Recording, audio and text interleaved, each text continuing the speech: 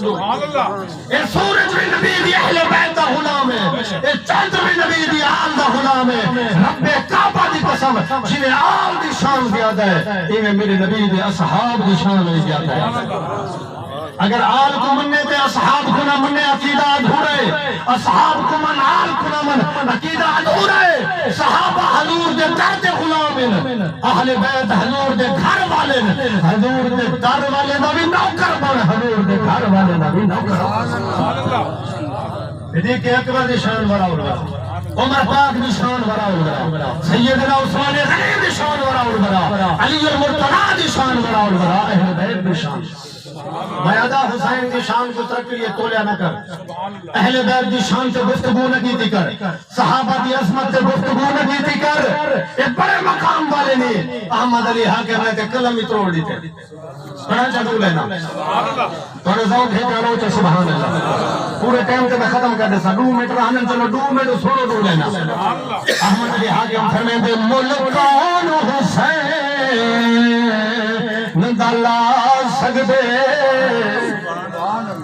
آج ترکڑی تلینی جو حسین کو صحابی اکھنا غلطی ہے۔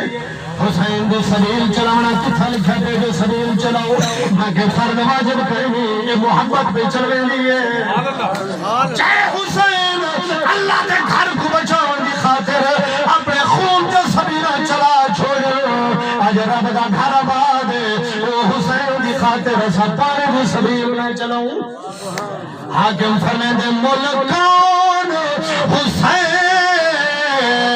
دا لا سکتے، میرا پیر بڑا انمول دل بند ہے فاطمہ زہرا دا،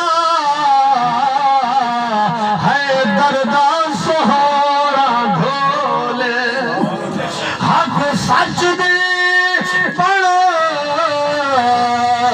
مہکار آیا، اندہ حاکم ہر ایک بولے، مجبور حسین کھنایا کھو، ہر چیز حسین دے کولے۔ مجبور نہ کہ حسین کو، حسین مجبور تھی تے نہیں لڑیا، قسم خدا دیئے میرے پاک حسین بھی فکر ہے۔